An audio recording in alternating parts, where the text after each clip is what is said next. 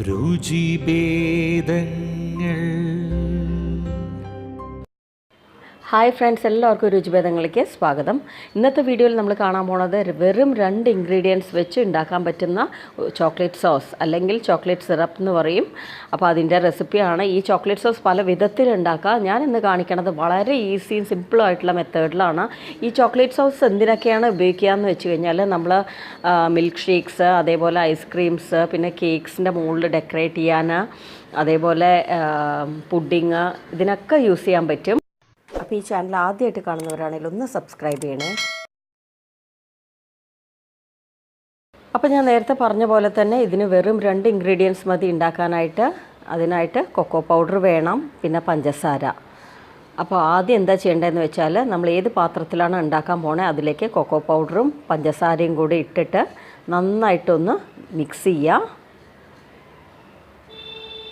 അതിനുശേഷം കുറച്ചായിട്ട് വെള്ളം ഒഴിച്ചിട്ട് നന്നായിട്ട് ലംസ് ഒന്നും ഇല്ലാതെ നന്നായിട്ട് സ്മൂത്ത് പേസ്റ്റ് ആക്കി എടുക്കുക.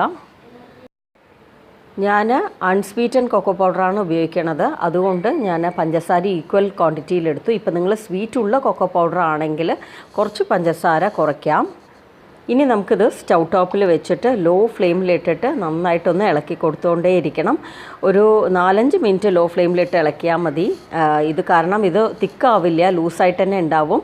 നമ്മളിത് നന്നായിട്ട് ആറിക്കഴിഞ്ഞ ശേഷം ഫ്രിഡ്ജിൽ വെച്ച് കഴിഞ്ഞാൽ കുറച്ചൊന്ന് ലൈറ്റായിട്ടൊന്ന് തിക്കാവും. അത്രേ ആവുള്ളൂ, കാരണം അത് സിറപ്പാണല്ലോ.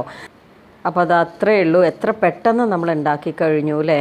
അപ്പോൾ അത് കണ്ടില്ലേ, ഇതിൻ്റെ കൺസിസ്റ്റൻസി അറിയാനായിട്ടാണ് ഞാനിങ്ങനെ ഒഴിച്ച് കാണിക്കണത്.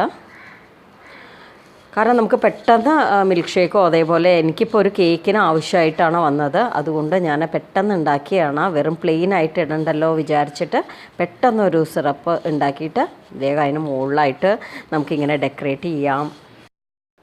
അപ്പോൾ എല്ലാവർക്കും ഈ വീഡിയോ യൂസ്ഫുള്ളായി കാണുമെന്ന് വിചാരിക്കണു. ഇഷ്ടമായിട്ടുണ്ടെങ്കിൽ ലൈക്ക്, കമൻറ്റ്, ഷെയർ.